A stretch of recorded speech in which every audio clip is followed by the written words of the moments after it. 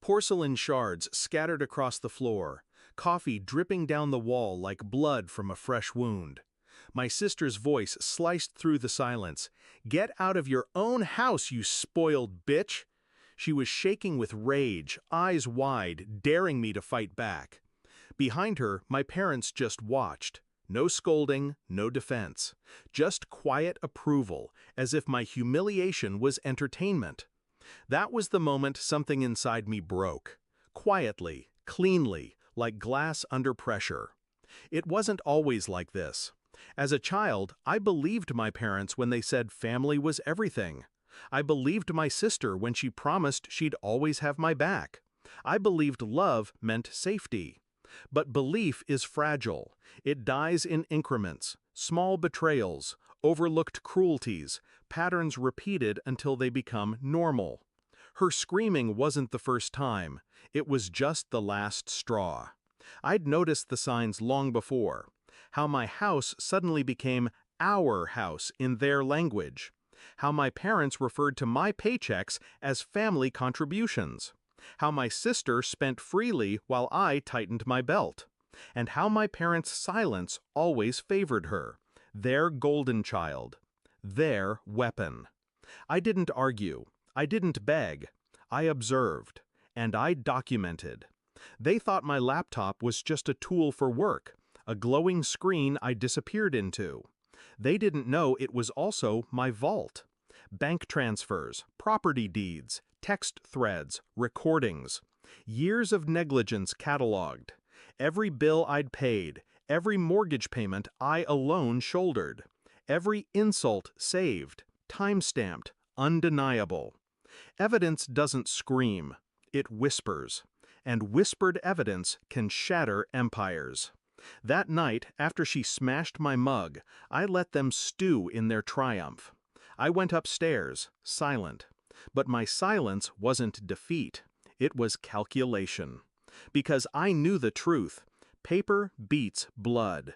Contracts outlast screams. And ownership, real, legal ownership, was mine.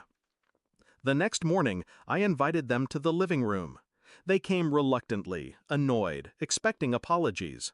Instead, I opened my laptop. One click. The projector lit up the wall. First came the deeds, signed in my name only. Then the bank records.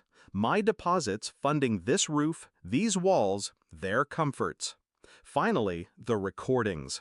My sister's shrieks, my parents' mocking laughter. The proof of their complicity.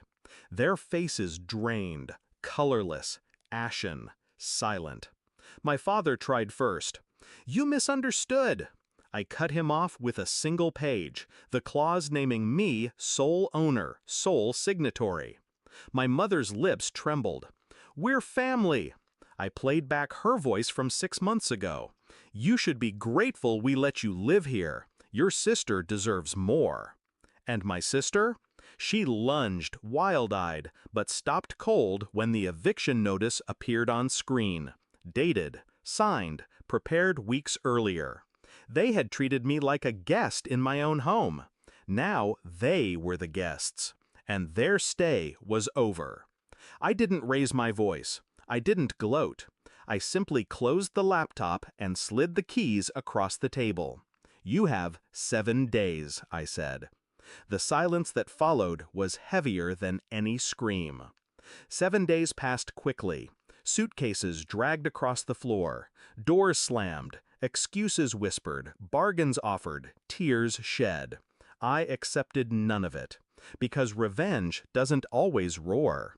Sometimes it simply enforces truth. And the truth was simple. They'd mistaken my silence for weakness. They forgot silence can also be a strategy. The house is quiet now. No broken mugs, no screaming, no eyes watching me like a hawk waiting to pounce. Just peace. I sit in the same kitchen where shards once cut my feet, drinking from a new mug. The coffee tastes stronger now. Not because it is, but because I am. Do I regret it? No.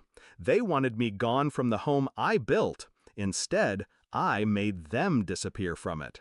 That's the difference between rage and calculation. Rage smashes mugs. Calculation seizes beads. And I chose calculation.